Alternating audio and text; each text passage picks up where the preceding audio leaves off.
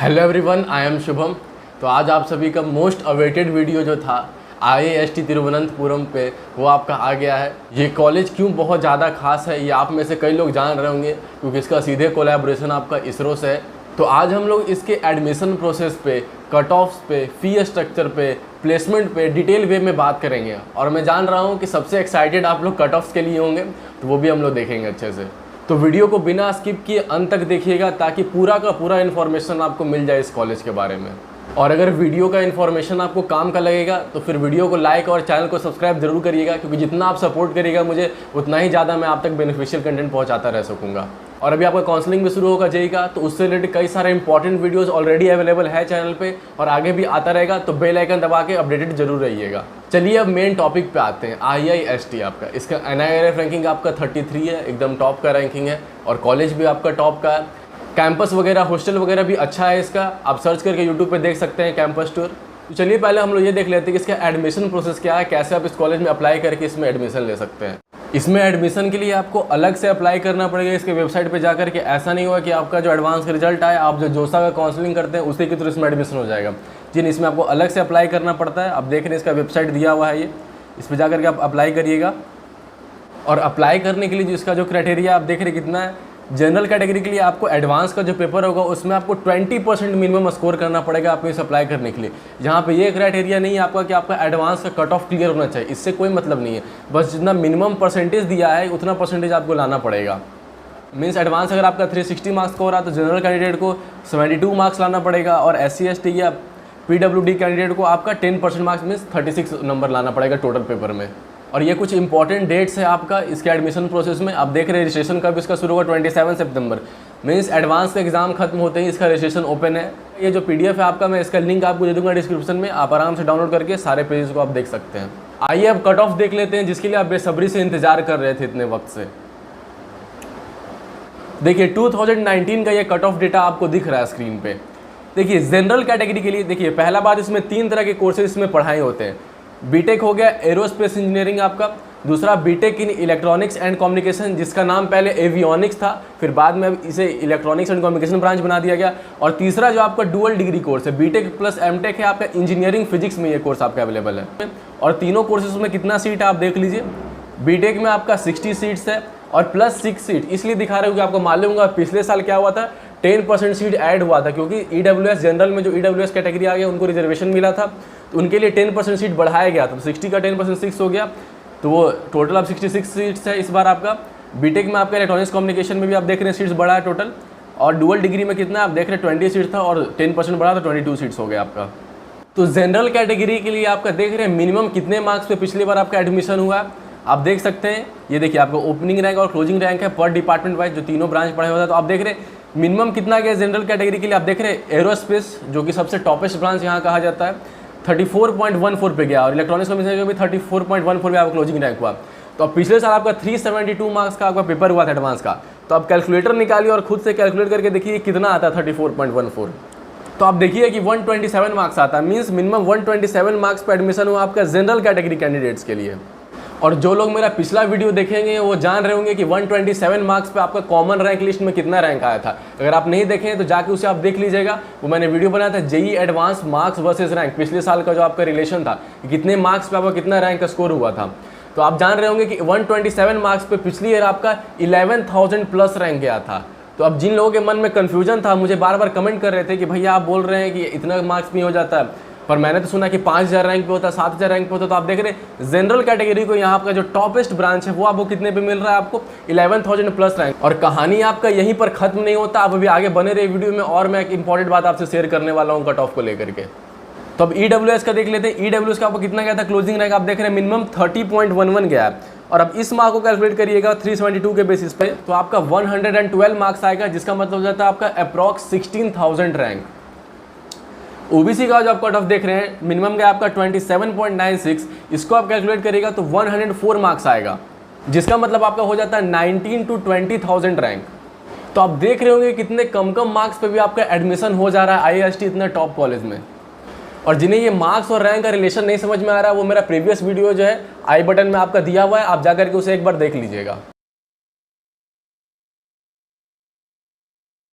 कि ये जो आपने कट ऑफ लिस्ट देखा था वो आपका मेन राउंड का कट ऑफ था, अभी स्पॉट राउंड तो आपका बाकी ही है। और मैं आपका स्पॉट राउंड में बता दूं कि मैंने पार्टिसिपेट किया था स्पॉट राउंड में, तो EWS और OBC का आपका पिछले साल जो आपने देखा था 104 था आपका OBC का गया मेन राउंड में कट ऑफ, और EWS का अप्रॉक्स 107 गया था कट ऑफ। वो आपका स्पॉट राउंड में अप्रॉक्स आपका 93 to 95 के बीच में आकर के आपका क्लोज हुआ, और 93 to 95 मार्क्स आपका कितना रैंक में आता है, अप्रॉक्स 24,000 रैंक। आप समझ रहे हैं 22 to 24,000 रैंक लाने वाले को भी OBC और EWS कैटेगरी में यहाँ एडमिशन हुआ। और जनरल कैटेगरी का जो आपने 127 देखा था मेन राउंड में कट ऑफ, वही आपका स्पॉट राउंड में लगभग 105 to 110 के राउंड पे आ गया था। तो आप समझ रहे कितना रैंक आपका हो गया, अप्रॉक्स आपका 17,000 to 19,000 रैंक आ गया आपका जनरल के लिए भी। तो अब आप समझ रहे होंगे कि आपने अगर बहुत ज़्यादा भी नहीं, थोड़ा भी ढंग का तैयारी किया होगा तो इस कॉलेज में आप एडमिशन ले सकते हैं। चलिए, अब कट ऑफ तो आपने देख लिया, अब इसके प्लेसमेंट वगैरह पे और क्या क्या बेनिफिट्स है इस कॉलेज में उस पर बात कर लेते हैं। तो चलिए प्लेसमेंट देख लेते हैं। तो यहाँ के बच्चे प्लेसमेंट लेकर के सीधे इसरो में जाते हैं और DOS में जाते हैं, जो कि डिपार्टमेंट ऑफ स्पेस है आपका। मतलब कहिए तो आपका कैंपस प्लेसमेंट जिसे प्राइवेट सेक्टर कहा जाता है, तो इस कॉलेज का प्लेसमेंट ही आपका होता है गवर्नमेंट जॉब में। तो 2011 से लेकर के 2019 का यहाँ पे मेरे पास डेटा है जिसे आप एनालाइज कर सकते हैं। देखिए 2015 से 19 ये दिखा रहा है कि जो बैच 15 में एडमिशन लिया था और 19 में पास आउट हुआ है, तो 2019 तक का डेटा है, और 2011 से स्टार्ट है आपका। तो 2011 के प्लेसमेंट में आपका टोटल 126 स्टूडेंट को इसरो में प्लेसमेंट हुआ था। और टोटल स्टूडेंट ही आपके कितने होते हैं इस कॉलेज में, आप देखें टोटल आपका 140 स्टूडेंट ही होते हैं, और पिछले साल आपका सीट बढ़ा है तो आपका 15 स्टूडेंट्स आपके और सीट का वैकेंसी हो गया। और देखिए ये जो आप फिगर देख रहे हैं पर्पल में, ये आपका 7% जो लिखा है, ये दिखा है कि केवल 7% स्टूडेंट आपके अनप्लेस्ड हुए थे जितने एप्लीकेबल थे आपके। उसी 12 में देखते केवल 5% अनप्लेस्ड थे जिनका इसरो में एप्लीकेबल थे वो जॉब में अप्लाई करने के लिए, पर प्लेसमेंट में। उस तरह आगे भी आप 2013 का आप डेटा देख रहे होंगे, सारे ईयर्स का ये डेटा है आप देख रहे हैं, आप स्क्रीन पॉज करके देख सकते हैं इजीली। और रिसेंट डेटा देखते हैं हम 2019 का जो डेटा क्या आपका, इसमें देखिए थोड़ा सा आप आगे आइएगा, देखिएगा कि पहले जितना एब्जॉर्प्शन हो रहा था इसरो में, धीरे धीरे वो थोड़ा घट गया है। क्योंकि घटने का रीज़न भी आप समझ रहे हैं कि प्लेसमेंट तो पूरे ऑल ओवर इंडिया का पर ईयर घटते चला गया है। तो ये हर जगह का सीन है आपका कि सब जगह पे आपका प्लेसमेंट डिक्रीज हुआ है। 25% बच्चों को प्लेसमेंट नहीं लगा जो अप्लाई कर सकते थे इसरो में, बाकी 75% बच्चों को इसरो में प्लेसमेंट हो गया। डिपार्टमेंट वाइज थोड़ा वेरी भी करेगा क्योंकि आपका जो इंजीनियरिंग फिजिक्स है उससे थोड़ा कम रेशियो है, और कम रहेगा भी क्योंकि केवल 20 स्टूडेंट्स का उस ब्रांच में सीट है, तो उससे ऑब्वियस है कि आपका प्रोपोर्शन यहाँ पे कम दिखेगा 106 में से।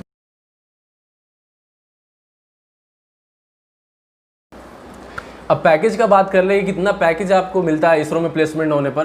तो आप देख रहे हैं पहला तो क्राइटेरिया आपको है अप्लाई करने के लिए, देख रहे हैं 7.5 CGPA आपका मिनिमम होना चाहिए अप्लाई करने के लिए। आउट ऑफ 10 CGPA में से 7.5 आपका होना चाहिए। और सैलरी जो आपका देख रहे हैं कितना आपका, तो आपका जो बेसिक पे है वो आपका 56,100 पर मंथ है।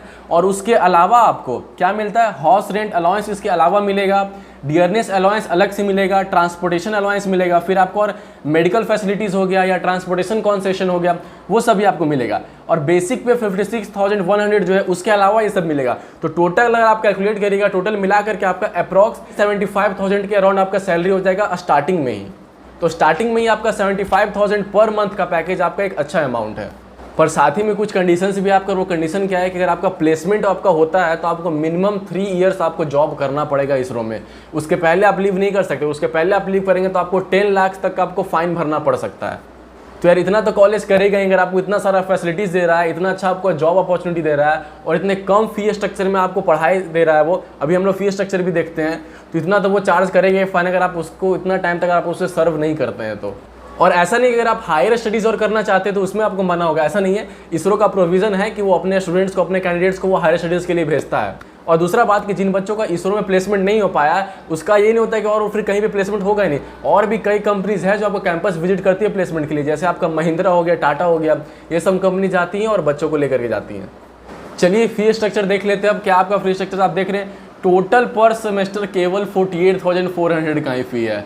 IITs में आपका लगभग 1,25,000 से लेकर के 1,50,000 का आपका फीस रहता है IITs में। NITs में आपके अप्रॉक्स 1 लाख का फीस होता है और इसका फीस केवल पर सेमेस्टर 48,400 ही है। और उसमें भी खास बात क्या है आपका, कि वो फी जो आपको भरना है उसमें भी आपको असिस्टेंशिप मिलता है, यानी कॉलेज की तरफ से आपको कुछ पैसा मिल जाता है। वो क्या क्राइटेरिया आपका देख रहे हैं, आपका अगर CGPA SGP है, जनरल EWS है, OBC एनसीएल के, अगर आप 7.5 से अबव ला रहे हैं तो आपको कितना हेल्पिंग अमाउंट मिलेगा कॉलेज की तरफ से, तो आप देख रहे हैं 48,400 मीन्स पूरा का पूरा आपको फी कॉलेज की तरफ से मिल जाएगा, मतलब जीरो आपको देना पड़ेगा। उस तरह से SC/ST या PWD के लिए भी, पर्सन विद डिसेबिलिटी के लिए अलग क्राइटेरिया आप देख रहे हैं 6.5।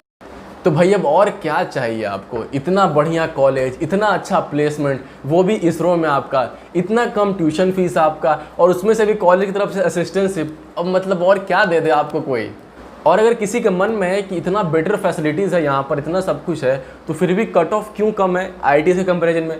तो कई लोग ये गेस कर सकते हैं कि भाई IIT टैग है इंडिया में, एक ब्रांड के तौर पे चलता है, IIT से एक बड़ा टैग है, इसलिए में वहाँ पे जाने का ज़्यादा भीड़ रहता है, तो कट ऑफ वहाँ आ जाता है। दूसरा बात था भाई, कई लोग इस कॉलेज के बारे में जान भी नहीं रहे होते, मुझे खुद नहीं पता था, और आप में से भी कई लोग इस कॉलेज के बारे में जान नहीं रहे होंगे।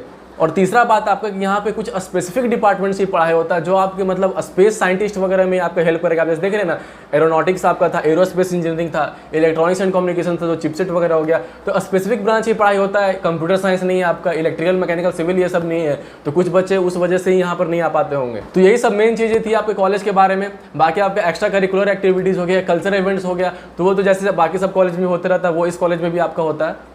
तो बस इतना ही आज के वीडियो में। आगे और भी कई आपके इसी तरह के इन्फॉर्मेटिव और बेनिफिशियल कंटेंट आता रहेगा आपके लिए, तो चैनल से ज़रूर जुड़े रहिएगा। तो चलिए दोस्तों, फिर मिलते हैं अगली वीडियो में।